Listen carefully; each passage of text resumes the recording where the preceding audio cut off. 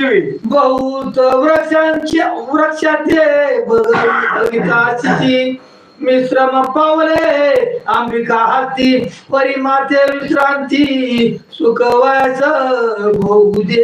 तिने काय केलं, भरपूर त्याचा सर्वनाश केला आणि युद्धामध्ये मारून टाकलेले होते. त्याच्यामुळे तिला भरपूर कष्ट पडलं होतं. म्हणून पार्वती माता असणारे भगवान शंकरांनी काय केलेलं होतं, तिला त्या ठिकाणी कष्ट पडल्यानंतर आराम मिळण्यासाठी, झोप घेण्यासाठी ते ठिकाण निवडलं होतं आणि तिची स्थापना त्या ठिकाणी केलेली होती. मग अवश्य म्हणणी ते केले ते तापन जे उग्र देवताची म्हणून अद्यापी आहे काली माझी. मग ते ठिकाण कसं होतं, घनघोर अशा प्रकारचं अरण्य होतं, मोठमोठ्याले उंच झाडं होती, कारण जायला माणसाला त्या ठिकाणी जाता येत नव्हतं. अशा प्रकारची खडतर जागा होती आणि त्या ठिकाणी या देवीची स्थापना केली आणि तू बहुत खडतर आहेस असं नाव त्या ठिकाणी त्यांनी शब्द सोडले आणि अद्यापर्यंत म्हणजे आतापर्यंत